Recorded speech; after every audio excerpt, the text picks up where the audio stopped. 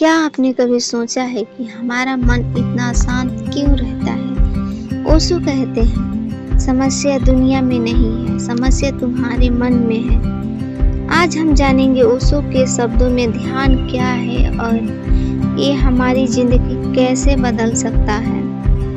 ओशो कहते हैं, ध्यान कोई मेहनत नहीं है, ध्यान कोई अभ्यास नहीं है। ध्यान है सिर्फ देखना, जागरूक रहना और साक्षी बन जाना।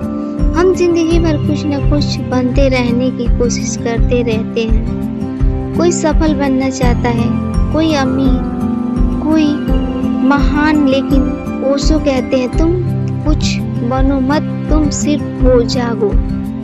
ध्यान का मतलब है ना अतीत में जाना, ना भविष्य में भागना, बस इस पल में पूरी तरह मौजूद हो जाना।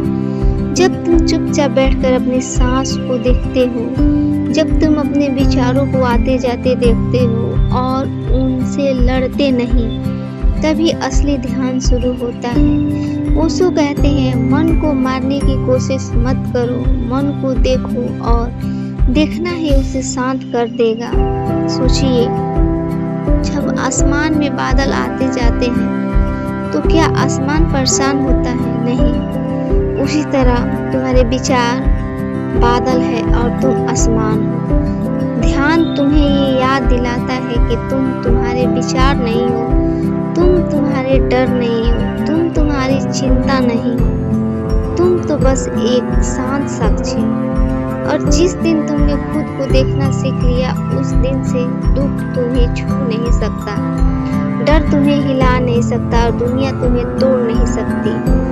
ओशो कहते हैं, ध्यान कोई साधन नहीं है, ध्यान तो तुम्हारे स्वभाव है, बस हमें उसे याद रखना है। आज से रोज सिर्फ 5 मिनट चुपचाप बैठो, सांस को देखो और खुद को देखो। यही छोटी सी शुरुआत एक दिन तुम्हारी पूरी जिंदगी बदल सकती है। अगर ये शब्द आपके दिल को छुए हो तो वीडियो को लाइक करें, चैनल को सब्सक्राइब करें और कमेंट में लिखें, मैं ध्यान शुरू कर रहा हूँ या कर रही हूँ। जय जीवन, जय जागरूकता।